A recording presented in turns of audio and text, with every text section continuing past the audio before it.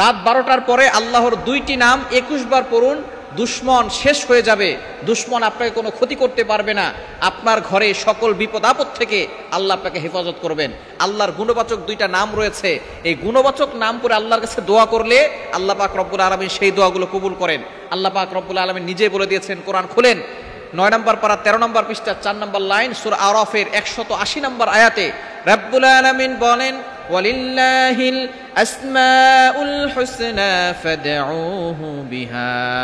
আল্লাহ পাক রব্বুল আলামিনের গুণবাচক কিছু নাম রয়েছে, এই নাম করে কোনো ব্যক্তি যদি দোয়া করে আল্লাহ পাক রব্বুল আলামিন তার সকল দোয়াগুলো কবুল করে নেন।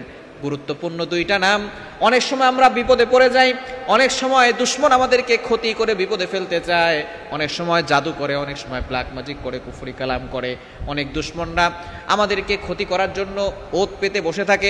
আপনি যদি রাত 12টার পরে, অর্থাৎ শেষ সময়, মধ্যভাগের পরে শেষ সময়, এই সময় যদি আল্লাহর দুইটি গুণবাচক নাম পড়তে পারেন, আল্লাহ পাক রব্বুল আলামিন দুশমনের ক্ষতি থেকে আপনাকে হেফাজত করবেন এবং দুশমন চিরতরে শেষ হয়ে যাবে।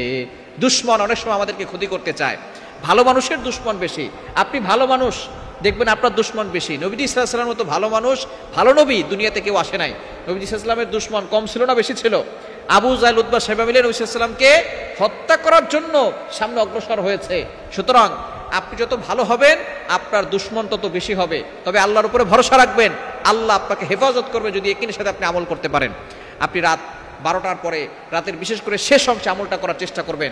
প্রথমে আপনি 3 বার দুরূদ শরীফ পড়বেন, তারপরে আল্লাহ তাআলার গুণবাচক নাম দুইটা, এক নম্বর হচ্ছে ইয়া কাহ্হারু, আর একটা হচ্ছে ইয়া হাফিজু। ইয়া কাহ্হারু মানে হে সর্বশক্তিমান, আর একটা হচ্ছে ইয়া হাফিজু, হে সংরক্ষণকারী। এই দুইটা আল্লাহর নাম, আল হাফিজু আল কাহ্হারু। আপনি দুইটা 21 বার করে পড়বেন। আল কাহ্হারু, ইয়া কাহ্হারু, ইয়া কাহ্হারু 21 বার, ইয়া হাফিজু এটাও 21 বার। এই দুইটা নাম 21 বার করে পড়ে এরপরে আপনি আবারও দুরূদ শরীফ পড়ে আল্লাহর কাছে দোয়া করবেন।